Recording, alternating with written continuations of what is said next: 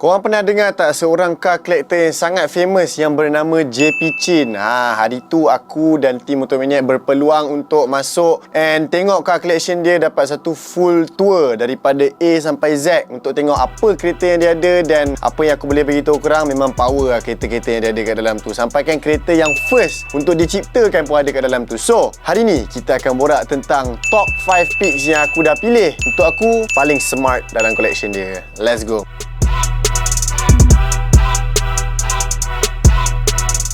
Starting off untuk kereta yang nombor 5, iaitu sebiji Ford Mustang GT500 1967 yang lebih dikenali dengan nama Eleanor. Siapa yang pernah tengok cerita Gone in 60 Seconds?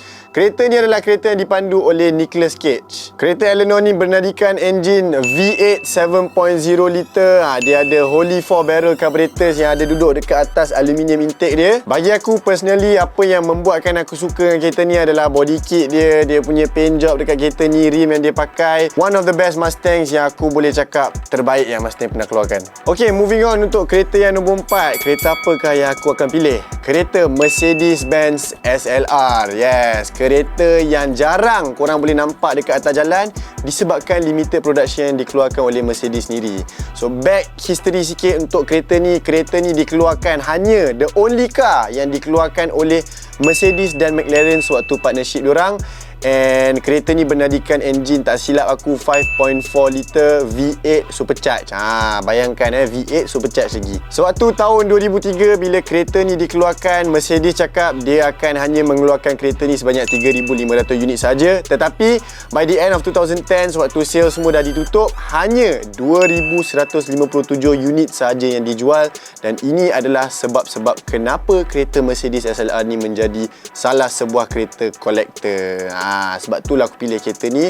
Memang cantik, nampak lebar besar, handsome nak mampus. Moving on kepada kereta yang nombor 3. Kereta seladang. Kereta apa? Lamborghini Diablo. Diablo bermaksud setan dalam Spanish. Dan kenapa aku mempersetankan kereta ni adalah kerana kereta ni dikeluarkan pada tahun 1990 sampai 2001 macam tu.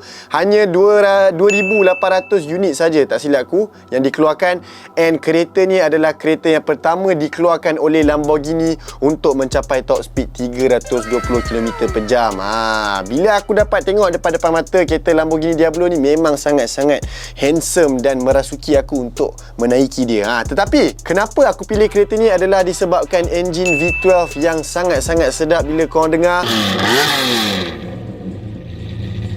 history dia, iaitu kereta yang pertama untuk reach 320 km sejam, dia punya limited production. Dan salah satu fakta yang menarik untuk kereta Lamborghini Diablo ni adalah lampu depan dia, dia pakai lampu daripada Nissan 300ZX. Ini adalah fakta. So, kalau korang tengok betul-betul kat lampu dia, ada satu carbon strip dekat atas tu. Kalau korang cabut, memang korang akan nampak Nissan. Itu adalah factual facts yang diberi oleh brother yang bawa kita orang pergi jalan-jalan dekat JPM Museum tu.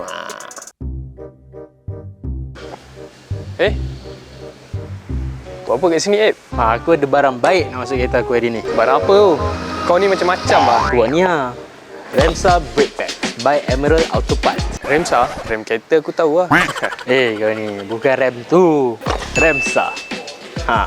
Meh aku tunjuk. Remsa adalah salah satu braking system company yang melalui high-tech R&D selama 45 tahun. Brake pad ini adalah salah satu high-temp brake pad. Remsa juga menggunakan anti-vibration sheet dan juga sesuai untuk daily dan juga performance.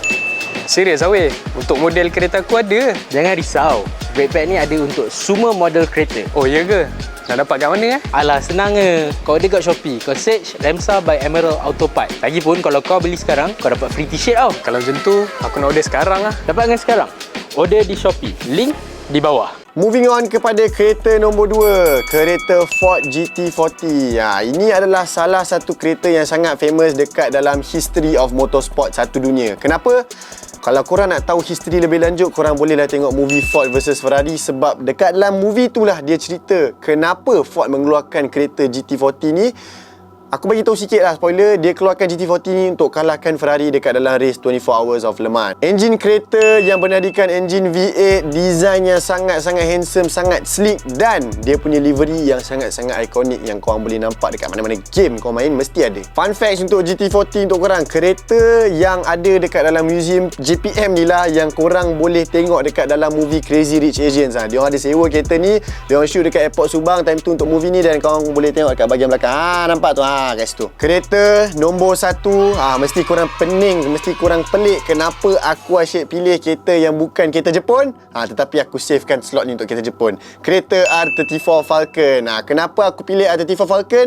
Ini adalah kerana kereta R34 Falcon yang ada dekat dalam museum JPC ni adalah kereta yang exact, kereta yang diorang pakai untuk diorang race dekat Nürburgring time tu. So kereta ni adalah maybe 1 ke 2 biji. Salah satu ada dekat Mr. Chin, and engine yang digunakan dekat dalam GTR R34 Falcon ni adalah engine RB26 yang time tu adalah prototype untuk ZTune punya R34. So dapat 2 biji sekali bila Mr. Chin beli. So korang boleh tengok lah dia punya display kereta dia dekat dalam museum dia. And bukan saja kerana aku seorang JDM fanboy aku pilih ni nombor 1, tetapi memang history di sebalik kereta ni, design kereta ni, dan juga nama kereta ni GTR kan. Sebab itulah aku pilih dia nombor 1. So maybe korang ada pendapat yang berlainan, maybe korang nak pilih sendiri apakah kereta top picks korang. So korang boleh pergi ke website JPM untuk beli diorang punya barang, beli diorang punya merchandise untuk korang mendapat exclusivity untuk pergi tour dekat dalam museum JPM sendiri and tengok semua kereta-kereta yang aku dah cerita kat korang ni, and korang komen balik